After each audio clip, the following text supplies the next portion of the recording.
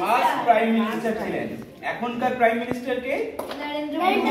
হ্যাঁ, তো তাহলে এখনকার প্রাইম মিনিস্টার যেমন নরেন্দ্র মোদী, সেরকম ফার্স্ট প্রাইম মিনিস্টার ছিলেন। আমাদের ইন্ডিপেন্ডেন্সের পর অবস্থাটা একটু ভাবার চেষ্টা কর, যে তখন ভারতে কিন্তু সবে ব্রিটিশরা গেছে, তো সেই অবস্থাতে ভারতকে কিভাবে পরিচালিত করতে হবে সেটা উনি কিন্তু ঠিক করেছেন।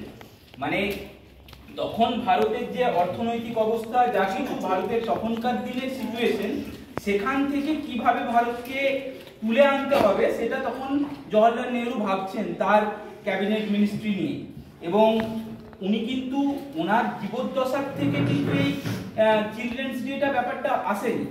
উনি যখন বেঁচে আছেন বিভিন্ন দিকে যেমন কাজ করেছেন, সেই রকম শিক্ষার দিকে ওনার কিন্তু অবদান অনস্বীকার্য। মানে উনি ভারতের যেগুলো সব থেকে ভালো ভালো যে প্রতিষ্ঠানগুলো, যেমন ডাক্তারিতে এইমস, এইদিকে ইঞ্জিনিয়ারিং এতে আমাদের আইআইটিস গুলো, যেগুলো পুরনো আইআইটি খড়গপুরের যে শুরু হবে, সেগুলো কিন্তু ওই পণ্ডিত জওহরলাল নেহরুর হাত ধরেই সব শুরু হয়েছে।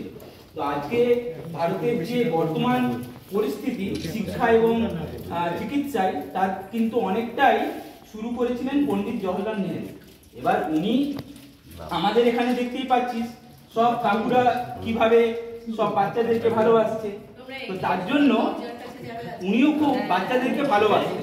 এবার এই ভালোবাসার জন্য তোরা সবাই যেমন গৌরব ডাকে কি বলিস তোরা? আঙ্কেল, তাই তো? পুষ্পিন ডাকে আঙ্কেল। তো আমরা সবাই যেমন আঙ্কেল, ওটা হিন্দিতে কি বলে? চাচা। চাচা। তার জন্য জওহরলাল নেহরুকে বাচ্চারা চাচা নেহরু বলতেন, ঠিক আছে? এবার ওনার মৃত্যুর পর 1965 থেকে ওনার মৃত্যুর পর ওনার বার্থডেটা, যেহেতু উনি বাচ্চাদেরকে ভালোবাসতেন, তার জন্য 14 নভেম্বর থেকে ওটাকে চিলড্রেন্স ডে হিসেবে সেলিব্রেট করা হয়। তার আগে কিন্তু যেটা এখনো বিভিন্ন দেশে চিলড্রেন্স ডে কিন্তু আলাদা আলাদা দিনে।